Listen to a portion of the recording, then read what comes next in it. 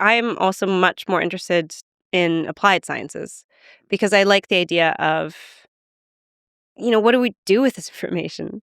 And the thing that interests me most from a research perspective, I mean, I did my PhD in false memories, so implanting false memories of committing crime, which was the study that ended up going viral because I was the first to do it. And I built on a history of people implanting false memories of various kinds of other emotional events.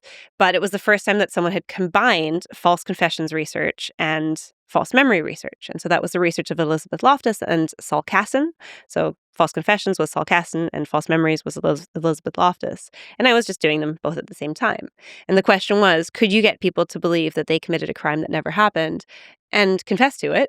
And not just that, but believe that it actually happened, so remember it. And the answer to that, in short, is yes, you can, especially using specific leading and suggestive interview techniques. And so the procedural learning from that, which is what I'm most interested in, that's sort of a party trick to be able to actually do it. And that's just so that you can then take that and go, okay, well, how do we prevent this? And so I've since trained police, lawyers, I've trained people at the ICC, the International Criminal Court, who deal with collective memory. So they deal with hundreds of witnesses at a time in war crimes. And the question is, how do we try to preserve as original as possible memory without contaminating it? Because, well, or at least without contaminating any more than it already is. And that's where social psychology, I think, excels, is that we have done lots of research on how social settings change what people say and to some extent what people believe.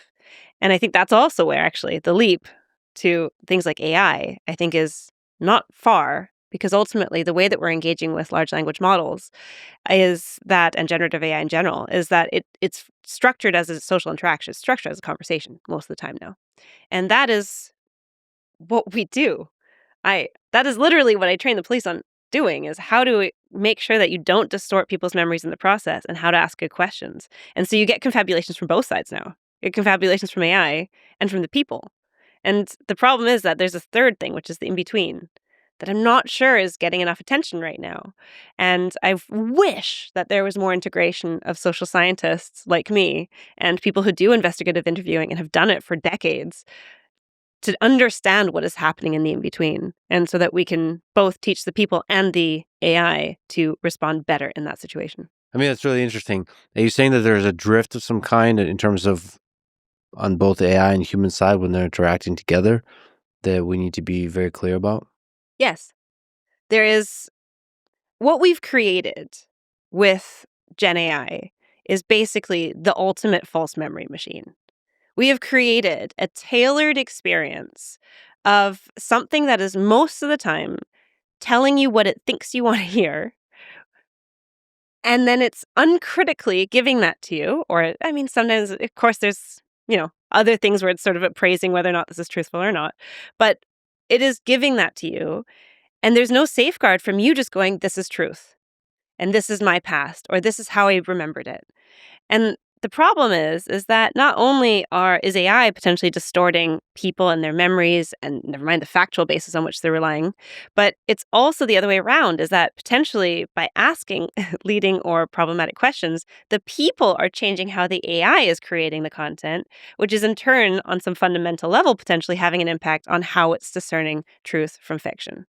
And so that's where the false memory in human minds and confabulations in AI, I think, are much more similar than we think. And when I first saw AI confabulate, hallucinate, I was like, this is what people do all the time.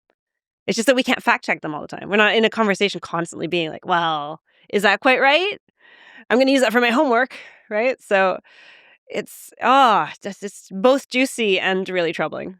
Well, right now the interactions are pretty ephemeral. They're short lasting, and there's not really a deep memory to the interactions. But this could get a lot worse if the AI is personalized to a degree where it remembers things about you, so that it can then start to, over many interactions, feed the narrative about your past that you construct together with the AI over time. But you don't even need that. So this is what we find in investigative interviewing, which is police interviewing of witnesses and suspects, is that all you need is a leading question or a suggestive piece of information. in a short interaction. Most police officers Oh, don't interesting. spend a long time, and they don't have no memory of this person's past. They know basically nothing about them except for things related to the crime. And yet we know that within that very short, maybe half hour, 1 hour interaction, people's stories can change fundamentally. And the problem is that if you have a memory of something, that when you pull it up, in that social interaction, it's sort of live. It's like active. And when you then finish that interaction, it sets back down. And the thing is that if you put it back in a different way, what's going to happen is the next time you're going to remember the latest version. And you might not realize that it's shifted. And so over time, it can shift and you don't realize it. And that's your truth. And that's where even just short interactions can have a profound impact on the human mind. Wow. So you can modify memories that quickly. Yeah. We do all the time in experiments.